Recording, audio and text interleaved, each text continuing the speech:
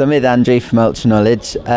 This is the first time we've ever had a Twitter wall at SES. Yep. And we've got loads of different hashtags this year. We've got SES1, 2, 3, SES Key.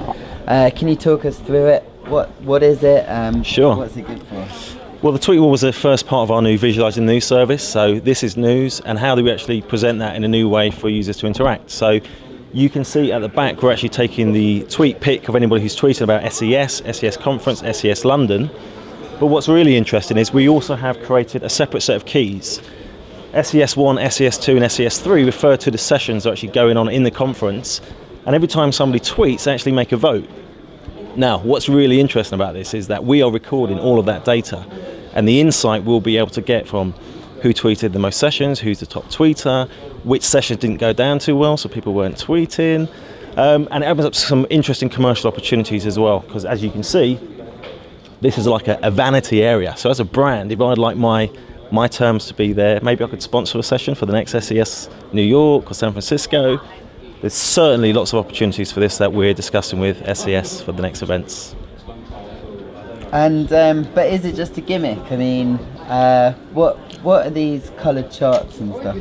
Well, the carts allow us actually to monitor, if you like, the vote of what's actually been tweeted throughout the sessions.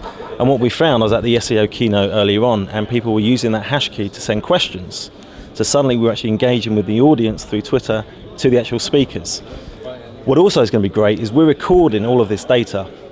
So you can imagine all of those tweets at the background. We'll be able to then create another system that allows us to say, okay, what were the comments on session 1, day 2 at 12:45? Allow users to interact with that through infographics, data visualizations. So expect some really interesting stuff to come out from this. And this is the first, as I said, the first opportunity for us to visualize the news with SES. Well, and it seems to be making an impact because we've had millions of tweets this year and everyone's just actively tweeting. So it's almost stuff. become the focal point. So when everybody comes out of the session, they all come here, group around, A, to see has their picture come up, so there's a vanity element there, and to see what other tweets have happened during that session. But what's really great is that people from outside are actually still communicating with us, but we're only monitoring what's happening internal. So if you want to cast a vote, you've got to be here. Unless, of course, other people say, hey, use the hash SES1 key. But it's become a nice internal thing where we all group around here. It's really graphic, and we've been talking about how we can use those graphics for print, again using online conversations to now power things on print. So again, expect some interesting stuff to come out of this.